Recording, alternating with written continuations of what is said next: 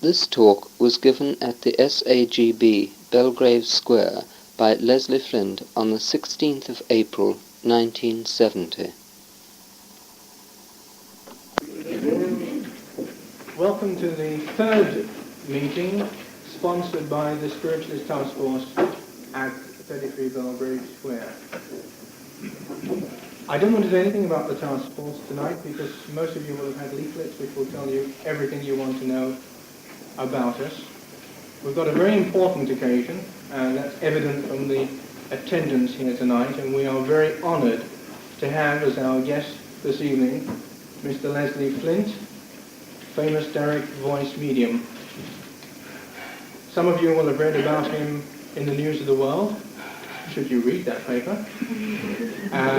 Others will have seen him on television last week, interviewed by Eamon Andrews on the Today program, and others of you will have read about that interview in this week's Psychic News.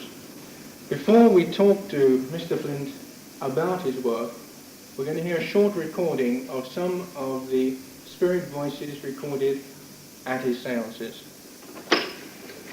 This recording is part of a conversation between Michael Fearon and his mother. Michael Fearon was killed on active service 3 weeks after the D-Day landings in Normandy, France, during the last war.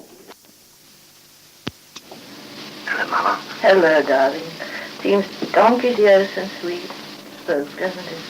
Yes, I suppose it does, really. Oh, a terrible time, like. But I've been so constantly with you. I mean, I count yes. pretty well every day that Oh, I can feel you I never sort of feel out of touch. Oh, you aren't out of touch. Probably you feel out of touch in as much that you don't have the opportunity to speak to me very often, but I never feel out of touch because But I it's count every nicer to day. speak aloud, isn't it, Mike? Oh, well, it's much more satisfactory, That's obviously. what I mean, I love coming to talk to you. It's a wonderful opportunity, and it means so much to me, as indeed it does to everybody who has the opportunity to come through and speak to those who they love on earth. I know. Speaking It would make of such a vast difference to people if they understood this and realised that death isn't what they think it is. It isn't this There is no death, contact is there? between us. There's no death. It's only an illusion. Mm. Man has created death in his own mind. It doesn't really exist only in his I wonder own why mind. they did. Well, I suppose it's because they were so materialistic in as much that they lived completely and wholly and solely for materialism, that when someone that they've known and loved leaves them, as they think, that is in a physical sense, then as far as they're concerned, that's the end of it. Of course, there have always been people who believed in something after death, but never quite understood what it was. No, they believed in Where sort it of was. resurrection and the distant future, Well, of course, the didn't point they? is that man has always sort of looked upon life as something purely materialistic, that when they started creating in their own minds an idea of a new life, or a new heaven, or a new existence, call it what you will, they assumed that it would be in a physical body. They could never sort of, even then, get away from the old materialistic conception. Even today, I mean, after all said and done, untold thousands of people who believe in a life after death, their conception of it is extraordinarily materialistic. And many, many people who I suppose the world calls religious, or in some senses good anyway, because they conform to certain creeds or dogmas and so on, they think that they're coming back upon the earth in a material form on the great day, as it were. Really, when you come to think about it, the things that some people believe are quite fantastic. Absolutely. And yet it's all man-made. There's not a scrap of evidence to support their theories, and yet the church, taking it as a whole, does still preach this ridiculous idea of heaven and hell. Heaven if you've been awfully good and you've followed certain tenets and so on, and hell if you haven't sort of followed what they think is right. Really, when one comes to analyze it, it doesn't hold water at all. No. Mike, actually, I always feel that that man has limited himself by his own attitude and outlook. Well, he limits himself, is it?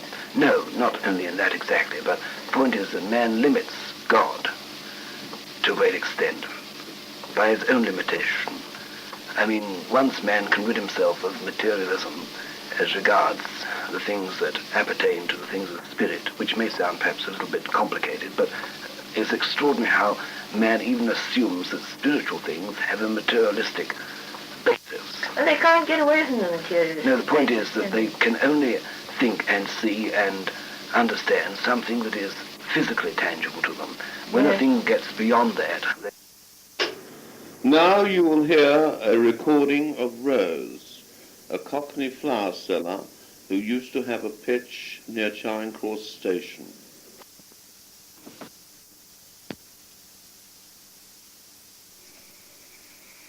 Good evening. Good evening. And how are you? Rose? That's right. You remember me now? Yes. Well, I never. Yes. I thought you'd have forgotten all about me. You used to have your flowers. Yes, I was Did telling you? somebody the other day about it. Where was that? Up in the Strand Line? No, just outside the pavilion in Piccadilly Circus. Isn't that your... No, I don't want my pitch, dear. Oh, I'm I was sorry. down the Strand best part of my life near that little court there, near the station, Charing Cross. Although I was for a time in Piccadilly, but not long. Oh, just outside Charing Cross. That's That was right. the passage, was it? That's right. Oh, somebody's sitting there now. She Oh, relations. nothing to do with me, dear. Oh. Don't even know her. Oh, she's selling flowers. Oh, you know. Oh, well, there's been a lot of flower sellers, you know. Yes, A lot of lawn now over here. Oh, I'm sorry, I was mixing you up with something Oh, else. no, it's all right. I said, why should you worry now? There's no reason why you shouldn't mix me up, I suppose. After all, there's plenty of flower sellers over here now. And don't sell flowers now, they grow. At least I do, speak for myself. You've got a nice garden. Very nice, my dear. Very nice indeed. What's it like over there? Oh, now you've asked me. You've asked me to describe our world in a material language. I don't know which way to start. I suppose if you could think of all the beautiful things in your world without all the things that are unpleasant, you'd have some vague idea what it's like. Yes. Beautiful natural surroundings, you know. Flowers, birds, trees, lakes, hills. Sun always shining. Yes, always shining. You might think that gets a bit monotonous, but it don't, you know. Is it easier to grow flowers over there than it is here? Well, you plant them and they come up, but you don't have seasons. You don't, and the technique's entirely different then. You don't have to water them, for instance. You don't need it. All I know is that they grow just sort of natural. Is it your world very much like this world, only much more beautiful? Well, I suppose from what I was mind, I don't speak about my own particular place where I am. I mean, it's a vast place altogether. I mean, there are many spheres and conditions of life, you know. Yes. But where I am, it's very much like a beautiful English countryside. It is. Nearest I can explain to it. But I understand there's all other forms of nature, you know, as regards scenery and that. Have you villages and towns? And Well, we haven't towns as you understand it. There are places where, I suppose you'd call them towns in a sense, where there's thousands of people congregated together, you know. Yes. But there's no buses and trams and all that nonsense, you know. trouble. Walk. Or if you've got any distance, well, you just think of the place you want to be in, close your eyes, and, well, in a split second, I suppose you might say you're there. Recording is of Ellen Terry, the famous Victorian actress. Words under such strained and difficult conditions. I'm quite sure, of course, that it has never been satisfactorily explained to you, and for that matter, I'm quite sure that no one on this side could ever hope to do so. The difficulties are tremendous, and I suppose the extraordinary thing is that we are able to speak at all, to convey anything at all. As I'm talking to you, all round and about are numerous souls, some whom I know not, others whom I know well. Yet all have come with a desire, if not to personally communicate, to convey the power of their love to earth, and to you in particular, because of the work that you are endeavoring to do to enlighten mankind. Actually, it is some time since last I spoke to you. But nevertheless, in a country, as it were, such as mine, where time exists not, and one is only conscious of time when one endeavors to make a contact or a link with your earth, and by your thoughts are we conscious of time too. This is a recording of Professor Richet, the famous French scientist, discussing direct voice communication.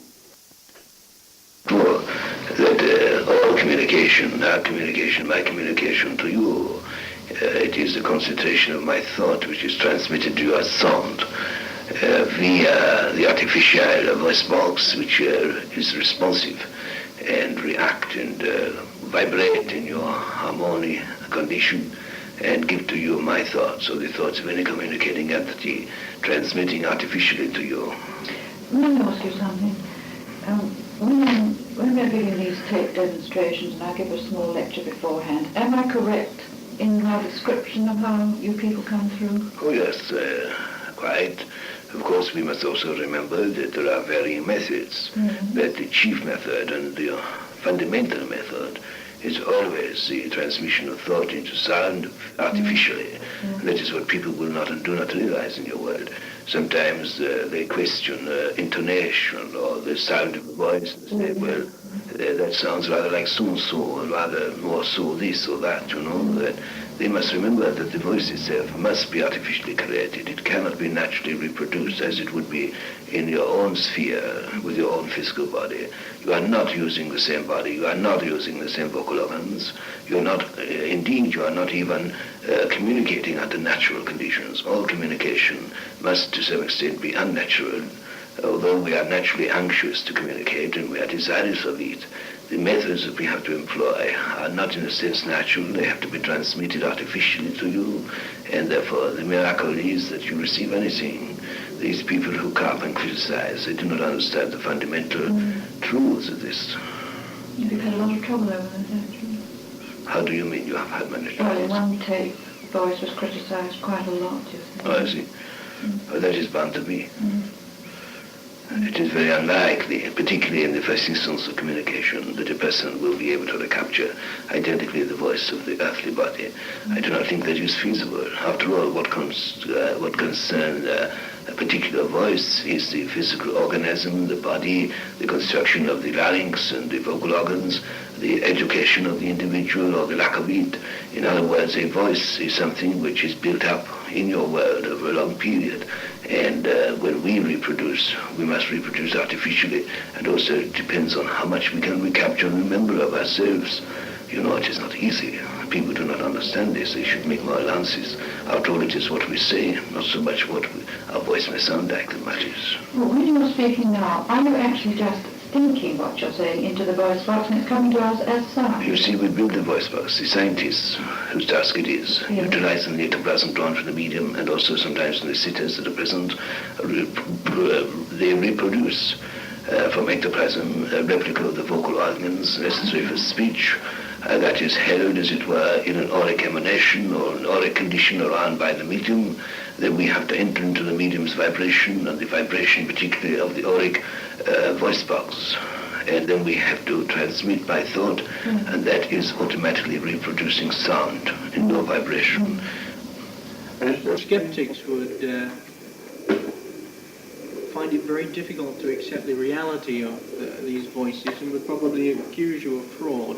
I would like to say that if you were capable of doing all those many voices, you could probably rival Peter Sellers, I would think, and have a far more lucrative income than you do.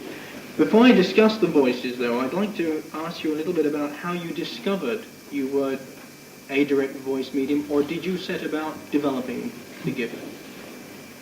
Well, I suppose really, like quite a number of other mediums, they realized, or perhaps didn't fully realize, but they were aware, shall I say, that they were very psychic, or at least probably didn't even know the meaning of the term psychic when they were young, but they had experiences which they presumably thought were common to most people, and then gradually they began to realize that other people did not see or did not experience as they had.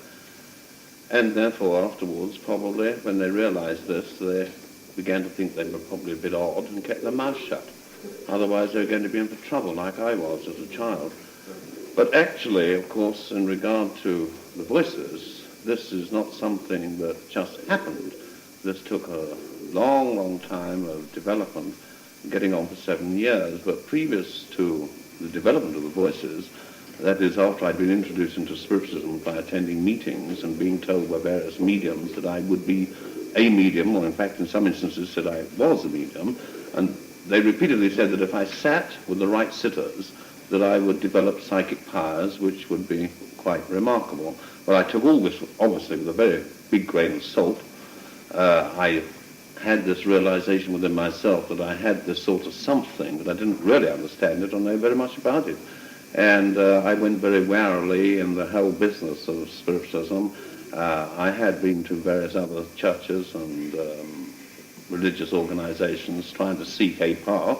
Nothing seemed to satisfy me, not even the Salvation Army. But that's a reflection on the Salvation Army. I admire them very much. But gradually, I began to become more and more interested in Spiritualism, and I remember dear old Mrs. Annie Johnson, who was one of our most wonderful mediums, and I had never met the woman before in my life.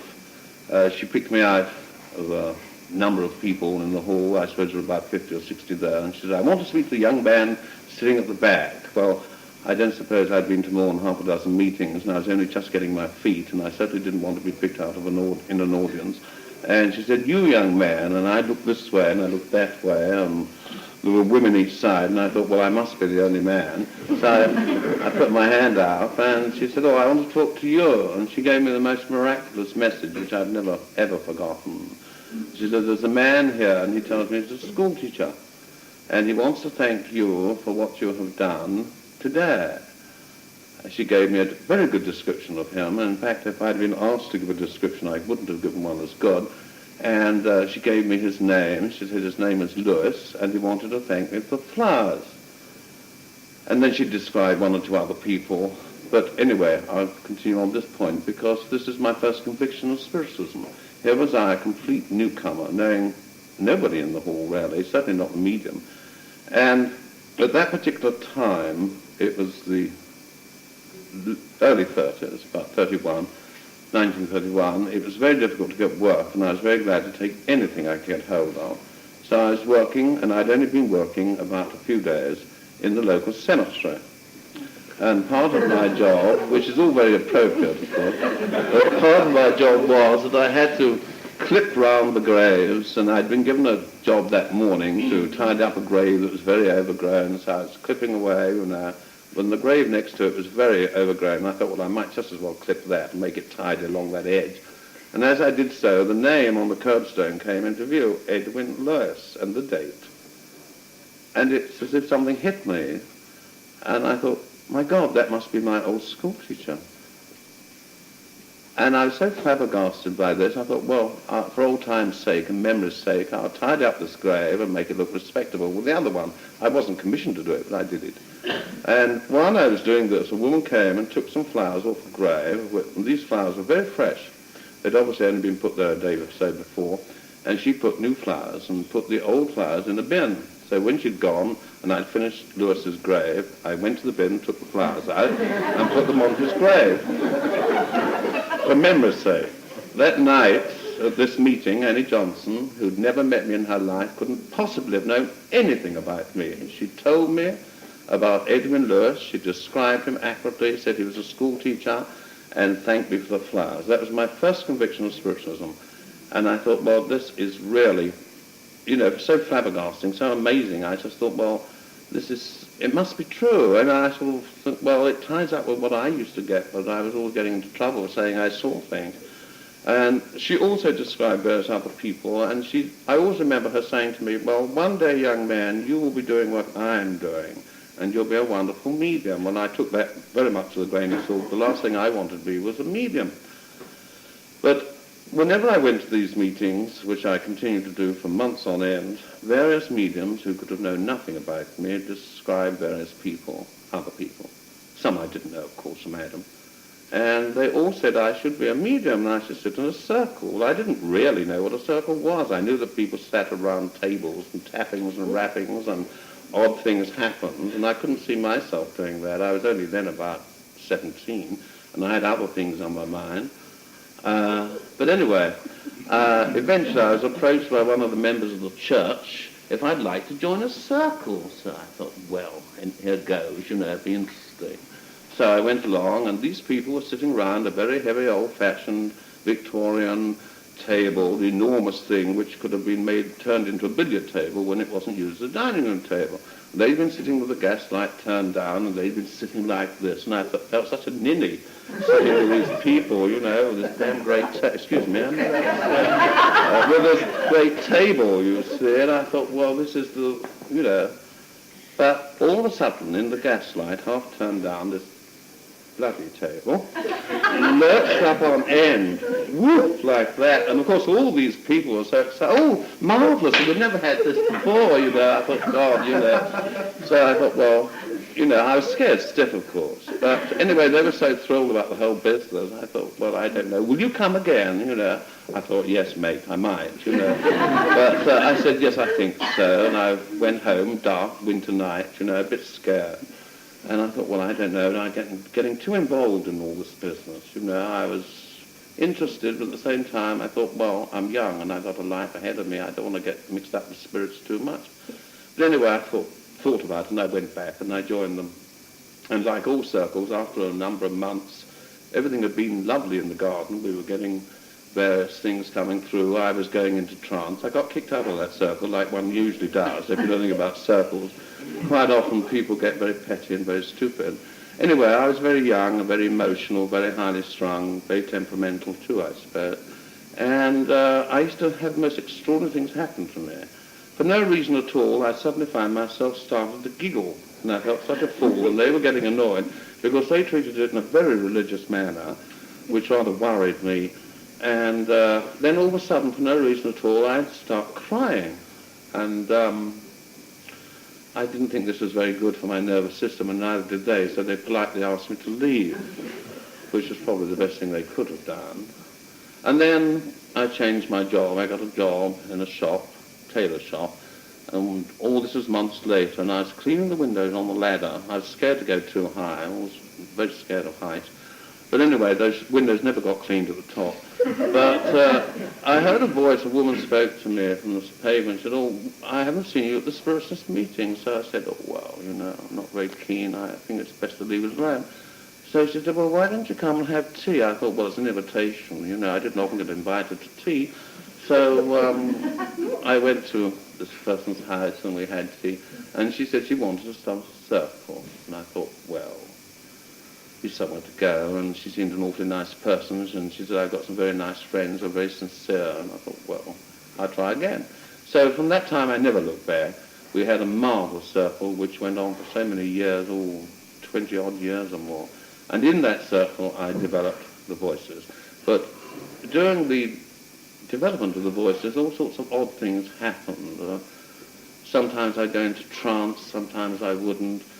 Sometimes I'd be clairvoyant, and then that seemed to go, and then occasionally we had this sort of weird, sort of misty thing coming up in front of us, which rather scared me. It was cold and clammy.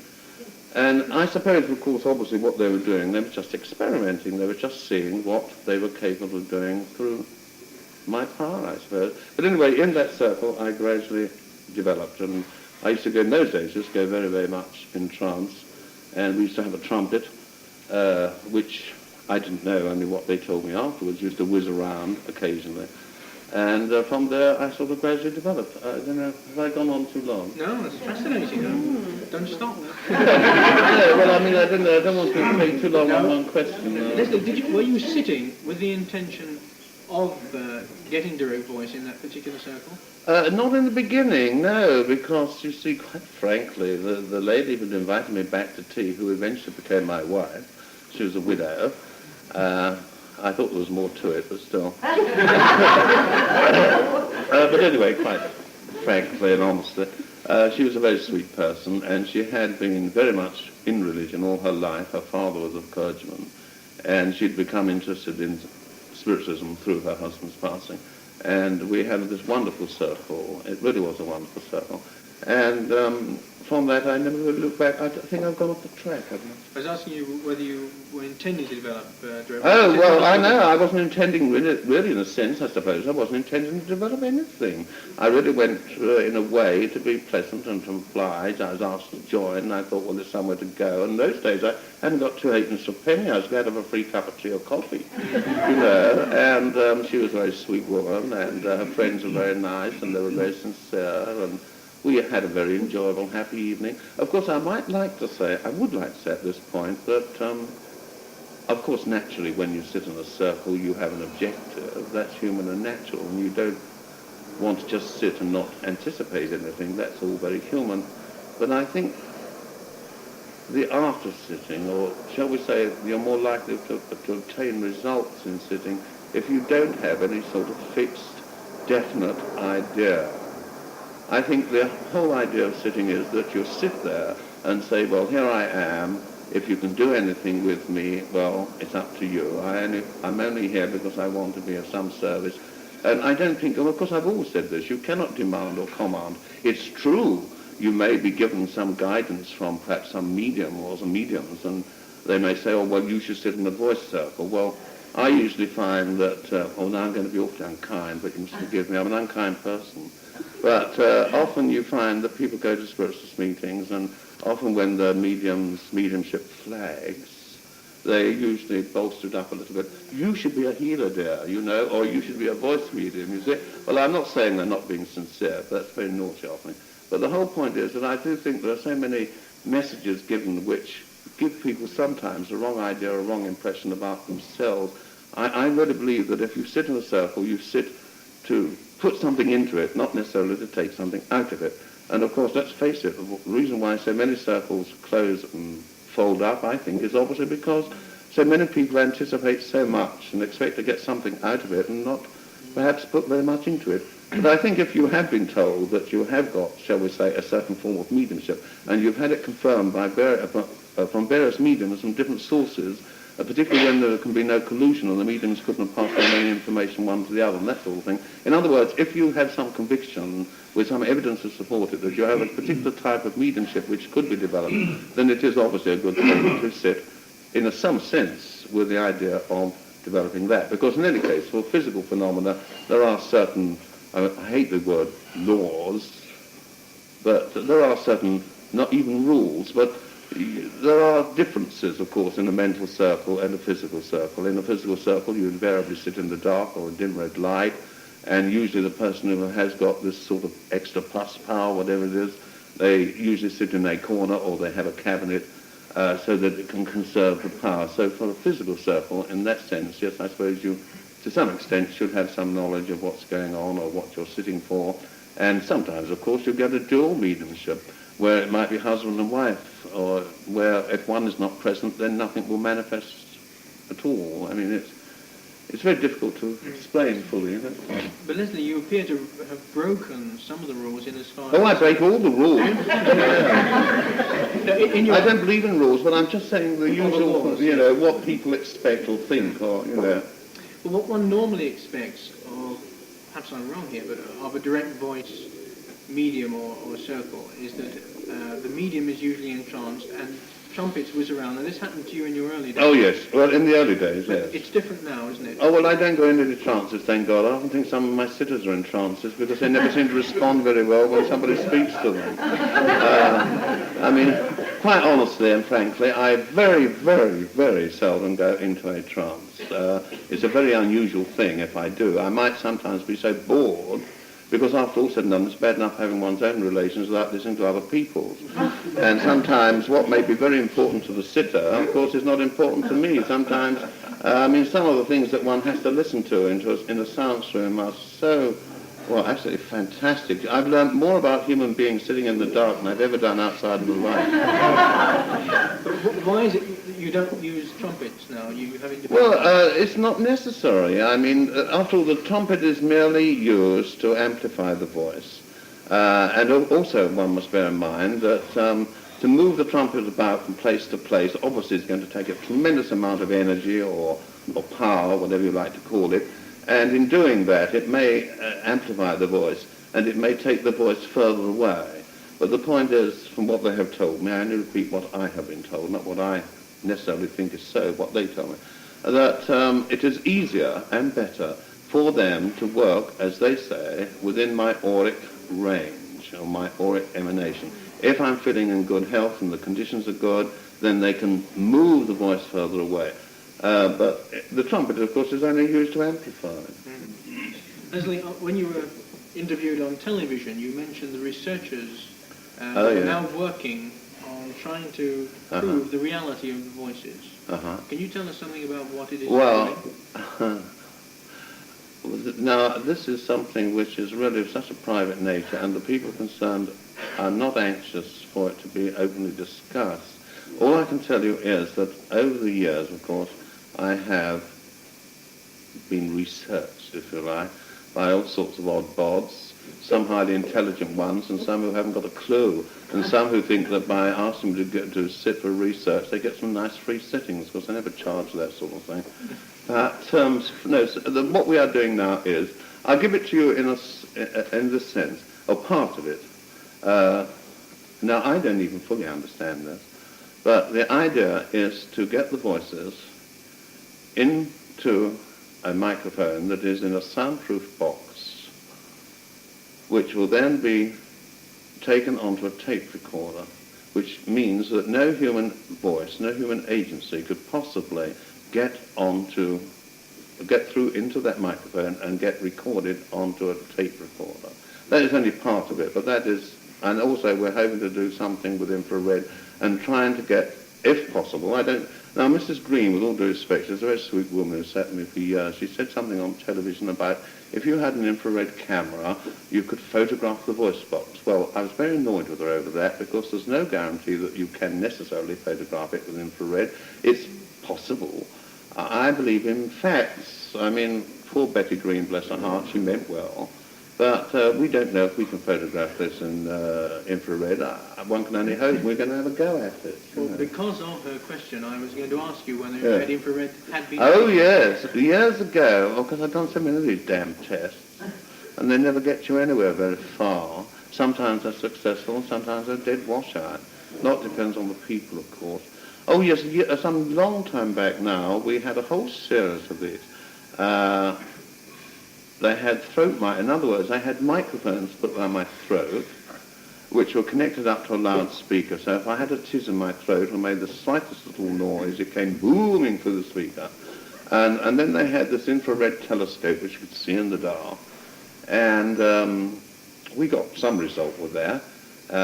Certainly sufficient to, I think, prove that the voice was independent of me, apart from other things that the Society of Psychical Research. I've got photographs to prove this too in my possession, which I shall include later on in my book. But the point is with these researchers, there are three kinds of researchers. There are the very sincere and the very genuine ones and the honest ones, and they're very few. And then there are others who, whatever you give to them, they're always sitting on the fence. They won't jump this way and they won't jump that way.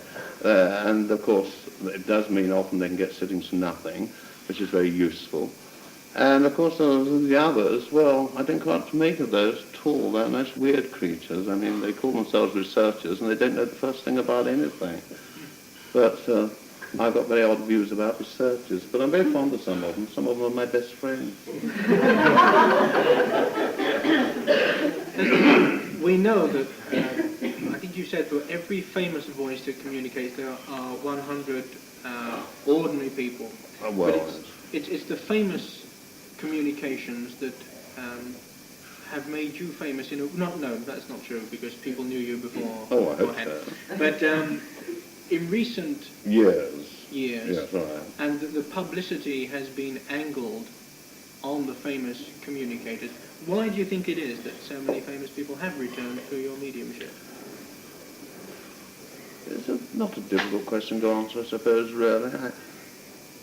I think it's pretty obvious that enormous numbers of people from the other side want to return, and just because they're unfortunately famous, there's no reason why they shouldn't come back. And let's face it, that a lot of these famous people were by the very fact that they were brilliant minds and brilliant people and talented people, were famous, and therefore they were more, they're more capable, quite often, of coming through to speak intelligently and lucidly with force and feeling, and the characteristics, when it does come through, of their voice is interesting, and sometimes, of course, we've been able to check on some of these voices. Some we can't, obviously. I mean, we can't prove Ellen Terry's voice. How can we? She's been dead for so many years, poor dear. She's better off than we are, but I mean, we can't go and prove that.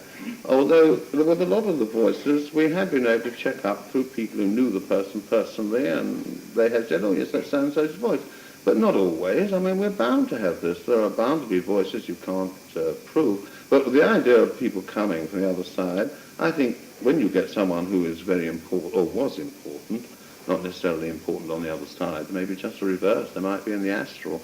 But the point is that they were interesting people. And after all, what is more pleasant than to listen to someone who is interesting and who can speak intelligently and carry some weight? I think that's the idea behind it. Leslie, does any facet of your mediumship puzzle you? Oh, my God, yeah. What in particular? Well, I mean, I suppose there's so many aspects, and it's very difficult to... I mean, mediumship is, by its very nature, unpredictable, to say the least of it, whether it's physical mediumship or mental mediumship. The funny thing is, the strange thing is, of course, that I suppose most criticism is levelled at physical mediums, which always amazes me, because if a person is really a genuine physical medium, if they have got, such as I have, this independent direct voice, and I don't go into any trances, I talk to the voices, and sometimes we've even had two voices at the same time, with myself butting in. One would think that the evidential value of that in itself is so extraordinary, and because it is so less likely to be coloured by the mind of the medium, in my opinion, by far and away. In fact, I suppose I shouldn't say this in this holy place, but to me, the only convincing method of communication is the direct voice. I mean, this is no reflection on anyone else. Everyone does their job to the best of their ability, and they do wonderful things. As I said, Annie Johnson gave me the most marvellous evidence, so I'll be the last to criticise. But if you have, as I have, for so many years, sat in a room with strangers whom you could never have met quite often, and you've listened to conversations back and forth and relations talking about things that could bore me stiff sometimes, of course, but still it's their evidence. To me, this is the only, well, it's not the only, but to me, I haven't any time for anything like it. That's our own time. I don't mean it. No, I think a lot of people would probably share your view. Oh, yes, you asked me about, oh, well, of course, there's so many facets to this. I am not in any way conscious, shall I put it like that, of influencing the communication. But one has to bear in mind the most potent thing of all, that all communication must be, in the first instance, thought. It must be the mind, the intelligence. And therefore, one can never be sure how much of the subconscious, or if you like, the conscious mind of the sitter may influence, and that I know it can influence. I don't mean to say that they can necessarily bring through exactly what they want, the sitter, or that I can necessarily influence the communication. But the point is that if we bear in mind that all communication, whatever form it takes, it is the mentality, it is the individual trying to express themselves in some way. And if a medium is yours, as there must be, and I am the medium in this instance, then somewhere, in a subtle way, possibly, some part of my makeup or myself or even my thought, who knows, may merge. You see, we've had the most extraordinary experiences where you've had someone starting to speak to somebody, and it's quite a definite character, a definite personality, and then gradually the voice will change, and you'll feel another voice coming, and it's merging, and it's as if you've got two personalities both speaking at the same time. This sounds odd. It's as if one intelligence starts and another intelligence takes over, and you have a merging of personalities. And then again, there have been odd times when, for instance, I'll give you an example. A sitter, perhaps who's never been to me before, sitting in the dark, someone will be speaking to him or her, as the case may be, and they'll ask something. It might be something to them, quite an ordinary, normal, natural thing. For instance, we say, for argument's sake, oh, can you remember where you lived? Well, immediately, because I've trained myself to some extent not to let myself enter into this at all, but it's very difficult not to. And I think, oh my God, I hope to God she gets the right town or whatever it is. And perhaps in a fleeting second, just a fleeting second before the voice says it, in my head I've heard Leicester, and the voice says Leicester. So somewhere, I'm not saying this is a common thing, but it can happen, and it does happen. So there must be, I defy anyone who's honest about mediumship to say that they can completely rule out the medium. And my contention is that is the tragedy of the spiritualist movement, that mediums are not always honest with themselves any more than they're honest with their sitters. I mean, I don't think a sitter minds tuppence how they get the evidence as long as they get it. And it doesn't matter if the medium's in a deep trance or whether he's normal or whether it's through the table or what it is. As long as you're getting something that's tangible and real, that has evidential value, it doesn't matter. And I just don't think it really matters. I'm not suggesting by that I have any normal or influence over the phenomena deliberately. I mean, I just wouldn't want to anyway. Actually, I'm always relieved, quite frankly, when the sitting's over, because it takes a tremendous amount out of me. Sometimes sitters are terribly demanding. Sometimes they put the foot in it themselves. And people say, well, I only wish so-and-so had come. I said, well, I can't do anything about that. I mean, they probably have had their father or their mother or somebody, but they came because they wanted to contact somebody else. I mean, one can't, as I said on television, you can't demand, you can't call up the dead. I mean, you just sit there and hope for the best. Leslie, you said that you particularly feel that physical mediumship offers the best proof. Oh, I think there's no doubt about that. But, so why do you think there are so few physical mediums? Oh, that's an easy one to answer. Well, don't you think they've been hounded out of the spiritualist movement over the years? I do. Why have you survived? Perhaps because I'm a little more intelligent and a little more careful. I go round back onto this again. Why are there not any physical or many physical mediums? Well, I think the answer to this one is that physical mediumship takes many years to develop, which means to say you've got to have infinite patience. You've got to be fortunate enough to get a group of people who are sincere, who are prepared to sit and develop you so that you will be of some service. In other words, you've got to find self-sacrificing people. And believe me, I haven't found many among some of the spiritualists who will devote their time to develop that person and sit for year in and year out with that object of being of service. And most people, especially today, they want everything landed on a plate. They think, oh, well, I don't know, I've been going to that circle for 6 months and it's coming down like mad with rain, I don't think I'll bother tonight. And that's human, that's natural, let's face it. But of course, then again, in the years ago, I think conditions were more conducive. There wasn't the rush and the tear, there wasn't the complication. We had a very good bus service and the tube service. You could get to places and get back again. It's very difficult today. All these factors, but jokes apart and all that, I think that with people who develop physical phenomena, they're in such demand and so much is expected of them that there's a tendency for them to overtax themselves. Now, if the individual is a weak person, and let's face it, that I don't say all mediums, I speak for myself, most mediums anyway, by their very nature are highly sensitive. They're very anxious to please, and they want to do the best they can for everybody, and they get inundated with work, they tax themselves, they overtax their mediumship and their health, and in consequence, some of the weaker ones go to the wall, and I don't know, but certainly not with me. If they can't get results, then they put on a show. This happens constantly with other forms of mediumship, but nobody takes any notice. They take that for granted. The poor physical mediums are always the ones that are hounded. And of course, it's a great, also, I think, physical mediumship, but not only is it a great physical strain and a mental strain, it takes a tremendous amount out of one, takes a long time to develop, and people expect a great deal. And frankly, I think that these are probably the main causes.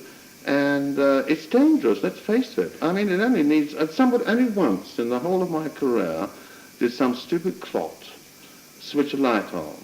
Now, this is a long time ago. This is, it must be 25, getting on for 25 years ago.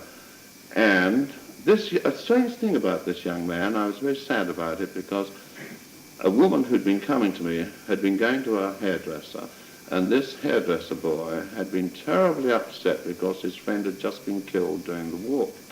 And she tried to comfort him, and she said, well, would you like to go to a meeting? So he said, well, I don't know, sort of thing. And anyway, to cut a long story short, she brought him to me. And this is true. I never met the boy in my life, and this woman was too much of a spiritualist and researcher type to ever tell him anything, or tell me anything about him. And this young man who'd been killed came through, and there was a most marvelous emotional thing going on between these two.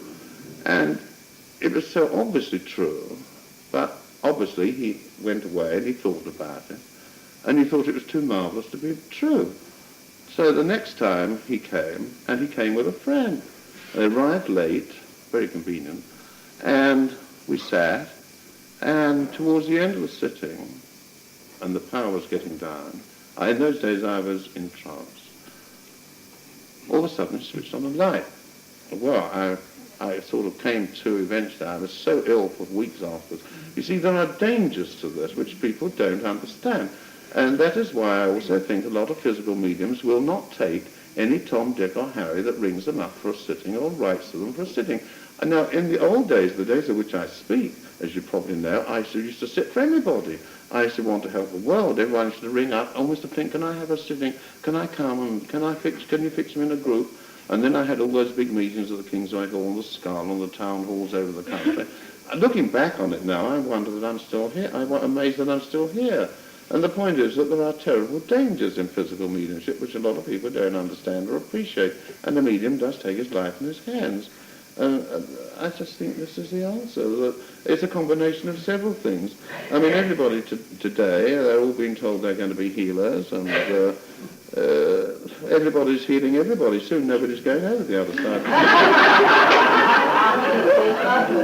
But I mean, the point is that there's one thing that we have to do more important than anything else. It's very nice to heal people, and I'm being a little facetious. Of course we must heal people and help people in every way we possibly can, mentally and physically. It's part of our work. But surely the most important part of our work, really, certainly in the initial stages, is to give conviction of life to come, life after death, communication. That is the job of mediumship. That is what we should be doing. The rest will follow after gradually. Once people have got the conviction, then they'll get the philosophy and the teachings, and in consequence gradually become better men and better women, I hope, or should do. Although a lot of spiritualists I know, it hasn't made much difference to it. Leslie, I should think that there are few in the audience tonight that, having listened to the voices and having heard you speak, and regardless of the dangers, would like to follow in your footsteps. Now, well, I'd say don't. Well, I mean, no, I'm being very unkind. I'm being facetious in a way. I don't mean don't. I say, yes, by all means do, but my God, you're going to suffer. And you've got to have a hide like a rhinoceros. You've got to be as sensitive as it's possible to be, but you've got to have a hide like a rhinoceros, because you'll be accused of this, you'll be accused of that. If somebody comes and doesn't get a good sitting, they go away saying, well, I didn't think much of him, I think he's a fraud. The first thing they think about, you see, is if they don't get what they want, there's something wrong with him. They never think it might be themselves. But quite honestly, I think that if you want to be a physical medium, or any medium, but particularly a physical medium, you have got to really give yourself completely. You've got to forget yourself to a great extent. And I know, I mean, I can look back on my life and I realize my mistakes. Who doesn't? As you get near 60, you realize a lot of things. But the point is that I wouldn't change now. I wouldn't want to be anything else. I'm glad I've been what I have been, and I still am. I've helped thousands of people who are in great need, great sorrow, great trouble. I've saved people from suicide. All these things have given me great joy and happiness, but I wouldn't say it's an easy path, and certainly you'll never make a fortune at it. You mentioned very slyly a book earlier on. Oh, yeah. Can you tell us something about this? Well, this is all in the, at the moment, yes, I'm doing a book of my life and my experiences, but thank God, it will not be like the usual spiritualist book. I hope. I mean, that's all due respect to many books that are very good.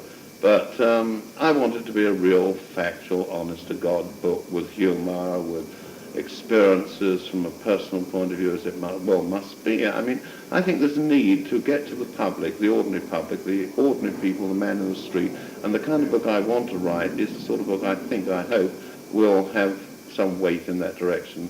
There's so many spiritualist books are written to, you might say, almost convert the converted, or interest the converted. I think that a factual, honest-to-God, straightforward account with all its peculiarities and its humour and some of the sad things too, I mean, it could be very interesting, I hope.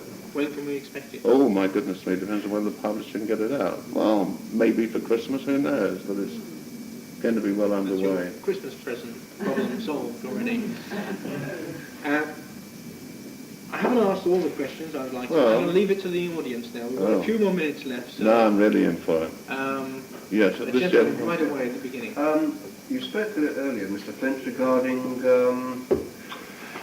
photographing with an infrared camera to see if they could get a picture of the voice box. Yeah.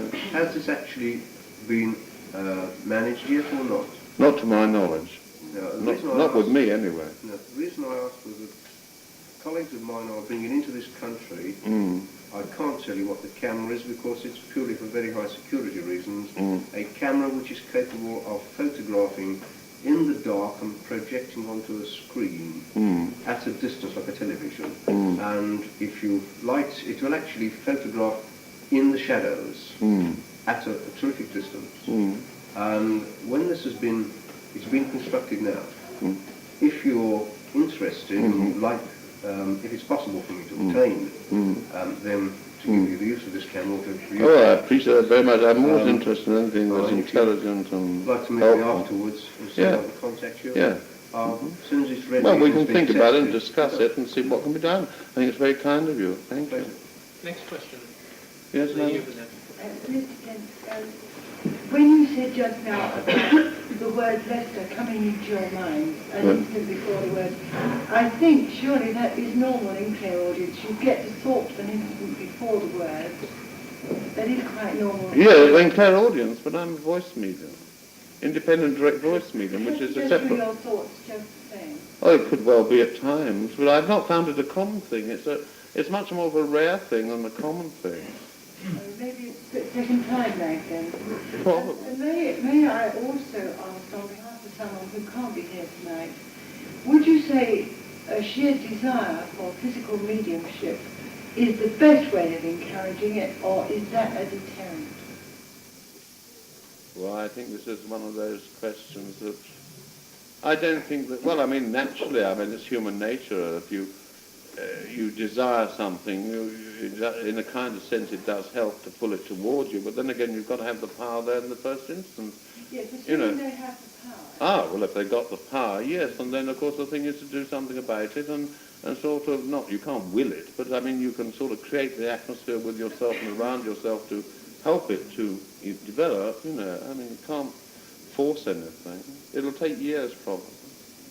Gordon Turner said the other night, the best way to be a medium is not to want to be, which is in direct conflict to what you're saying. Well, I don't see how you can be something if you don't want to be. I mean, you must have some want before you can be something. I mean, unless you just stumbled into something by accident and break your neck in the attempt.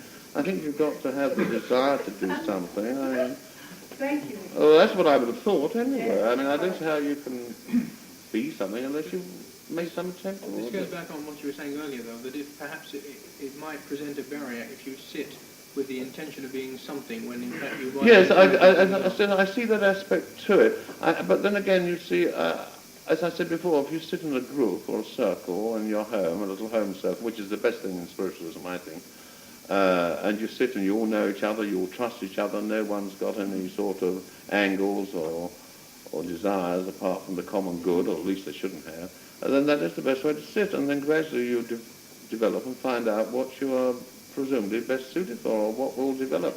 But of course, if you see, the point is there, you see, this business of so often people are told, all from platforms, you should be doing so-and-so, you shouldn't be here, you should be doing this, and you should be doing that. And the poor person goes away and thinks, oh, they told me I should be this, and I should be doing that. and then they try to do something about it. The idea has been put into their head, and they may not be at all. I mean, the medium may be sincere, but I would suggest that anyone who wanted to develop any particular gift is to try and get some confirmation from quite a number of independent people to be sure you're on the right track. Well, that's what I would have thought. Give it the next one to catch my eye, sir. When a well-known personality comes back in their own voice, does it always happen, or is it? Can they more or less imagine what their own voice was like on Earth? Do they always come back and say Lionel Barrymore in their own voice, or is it possible that they don't come back in their exact voice? Well, this is one of those dicey questions, you know. I mean, sometimes they seem to get over their personality and the idiosyncrasies of their particular way of speaking, or we've even had people come through who went on Earth stuttered. Well, obviously they don't stutter on the other side. I hope not. But the point is that I think this is one of those things that sometimes the voice is recognizable, sometimes it's nothing like. I think it just depends on the communicator. Some people can assert their personality and get over. It's like a telephone in a sense. Some people you recognize immediately as soon as they speak to you on the phone. Another person you don't recognize them at all until they give you some information. The telephone distorts and destroys to some extent personality, I suppose. It's the same with this business of communicating. Some people come through and they speak so naturally, so realistically that you have no doubt. I've had people say, oh, I know who that is, before they've announced who they are. Other people, I've had people come to me and had sittings and they've had, and before they've gone, they said, well, that was remarkable. So-and-so said so-and-so and so-and-so and so-and-so. Only that person could have said it, but it didn't sound a bit like my son, or it didn't sound a bit like my husband. But what they said was identical. In that case, it may have been, I don't say it was, it could have been that they were being overshadowed by some guide or helper, and the other personality was getting through the message the person, the relation, wanted to convey. You see, they help each other. And as I said before, I think a lot of communication is fluidic. I think this applies in all forms of mediumship. I think that this is, in fact, they've told us about the various conditions and the various spheres, the various states of evolution. Some are more highly evolved than others, and I think there's a passing down. And in a circle, a voice circle anyway, the guides there are there to protect the medium and to do the best they can to help the sitters.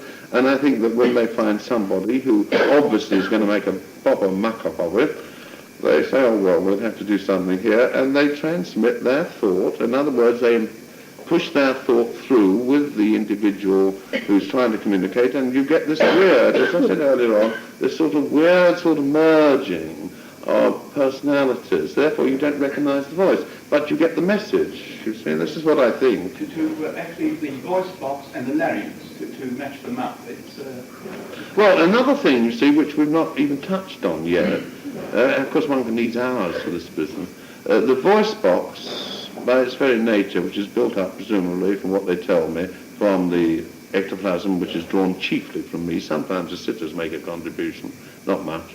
But then they build this voice box. Well, if everyone who comes has to use the same voice box, in other words, if they all have to manipulate this artificial larynx, obviously for the newcomers, the strangers, the people are not used to it, there's great difficulty. Not only have they got to sort of concentrate their thought on what they want to say, they've got to also do this business of getting to and manipulate. In other words, I think that all this inhibits and makes things difficult, and you do get this odd sort of merging business. And I think that's why sometimes the voices do not always sound identically as you would expect or hope them to sound. But then I don't see how they can. If everybody's using the same mechanism, then then it's going to be a very extraordinary person who's going to be successful the first time to get their personality over. That's why, again, I think we come back to people like Ellen Terry, Henry Irving, people like that, who on Earth, their whole life was spent in a theatre, talking, speaking, acting to a huge audience. They could get their voice out to the topmost gallery. They had bags of personality.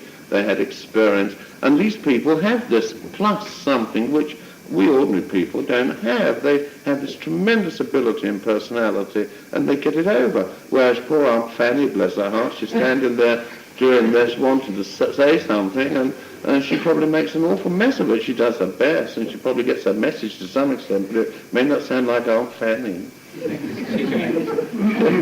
Mr. Chairman, I would like to compliment Mr. Flint for his, I think, wonderful lecture. I'm not a medium myself, but I've had a lot of contact with mediums, and I always feel that where mediums are concerned, their own opinion is of very much more value than yours is. The question I want to put, Mr. Flint, is this. I personally have long since regretted the fact that physical mediumship has not completely died out, but it seems to be on the point of it. I regret that from the point of view of convincing people of survival. Does he agree with me? Yes, I do.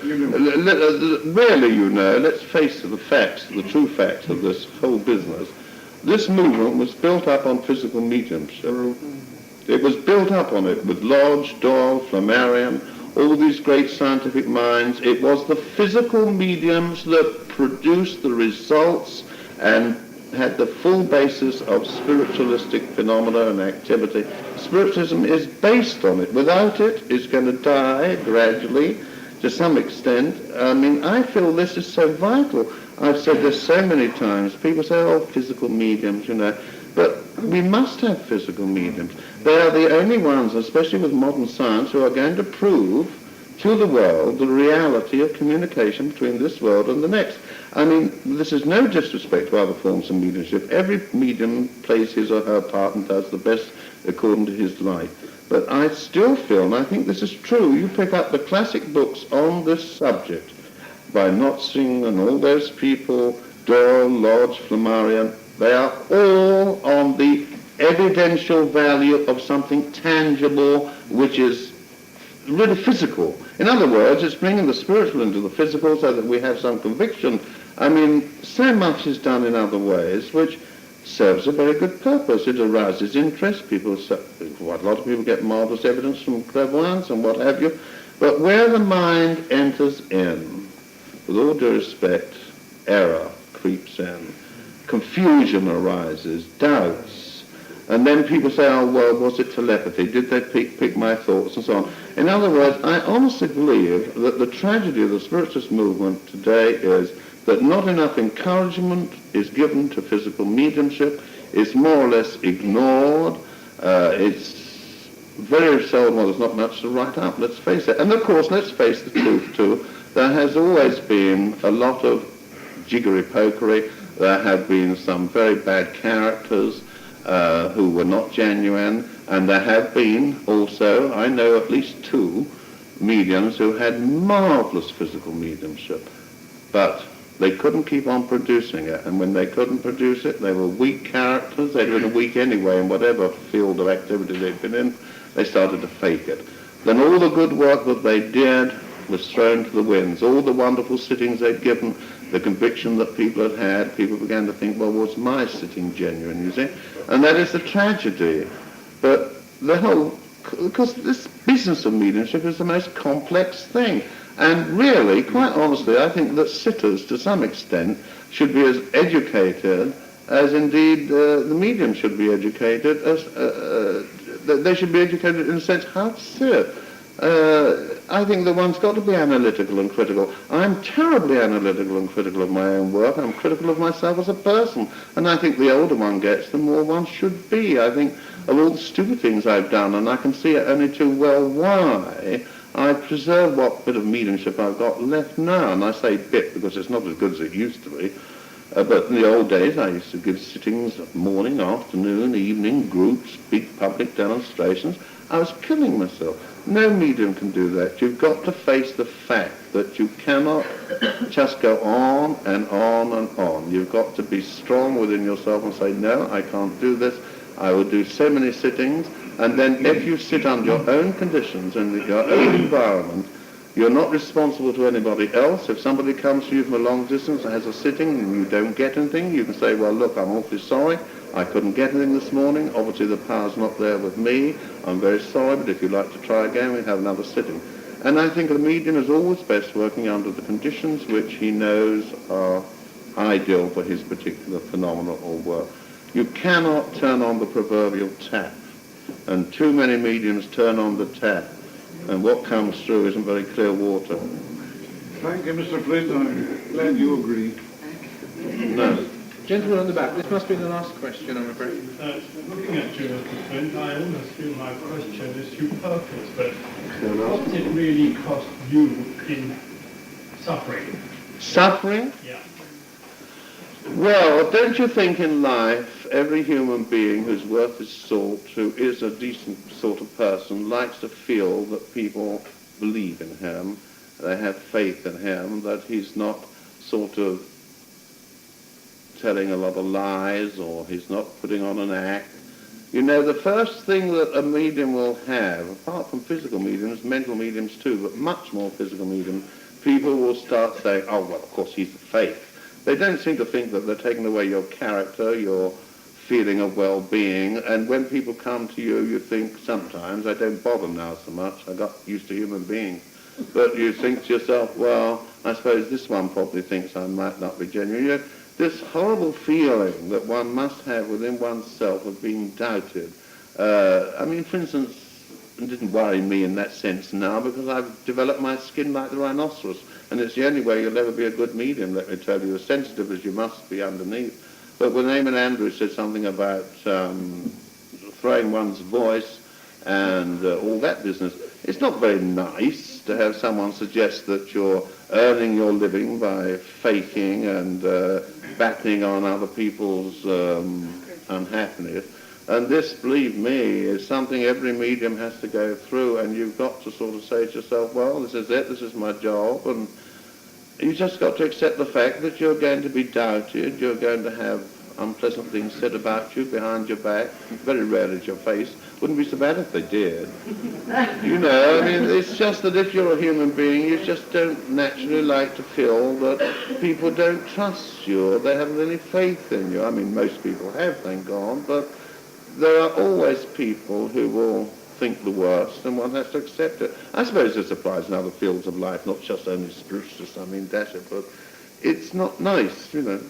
And believe me, you don't make a fortune at it. And if I could fake all the voices that have come through, I could have made a fortune for myself in the theatre, or as a ventriloquist. And I always remember Beatrice Lilly once saying to me after a sitting that I'd given, she'd just done a television, and she came up, and it wasn't a particularly good sitting. I thought it was a rather bad one, actually. And she said, well, she said, one thing, she said, you could have made a fortune in a theatre. I thought, well, that was a sort of backhander, you know. But it is true, let's face it, if one wanted to, I mean, I'd have to be a sort of combination of Sarah Bernhardt, Laurence Olivier, I'd have to be a mind reader. God knows what I wouldn't have to be to fake all this. And I maintain you can't go on faking something for 36 years, and with 18, nearly 20 years of the same sitters who sat with you practically every week of their lives for all that time without them suddenly beginning to think, well, there's something fishy here, mate. You know, I mean, it's so stupid. But I can understand and I appreciate why the ordinary man in the street, he hears those voices and he says, well, Christ, you know, they just can't accept it. It's too much. I appreciate that. Why shouldn't they feel like that? I don't mind if they say, well, I don't understand it. It just doesn't make sense to me. But when people more or less tell you to your face, oh, well, of course, you know, that's all, you know, you're putting that on. That's very clever, mate, you know. But it's very disturbing. But you have to live with it. You have to learn to live with these things. Well, I wouldn't recommend my worst enemy to be a medium.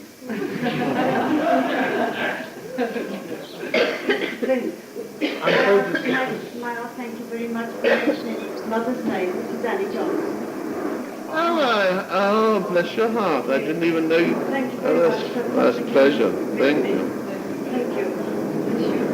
Leslie, can I thank you on everybody's behalf for what I personally found to be a fascinating evening. Leslie mentions that he doesn't make a fortune as a medium. He's making nothing tonight because he's given his services completely free. to the task force, something which we appreciate very much. If you have more questions, which I think a lot of you have, then he's going to be back at the Spiritualists Association. I don't know when the date is. Do you know, Leslie? It's June something. I believe it's the first Monday in June, but I'm not sure. It's on the syllabus anyway. You'll soon spot it, so you can come back in force. And This time it gets paid, I trust. I hope so. Well, it won't be very much from here, will it?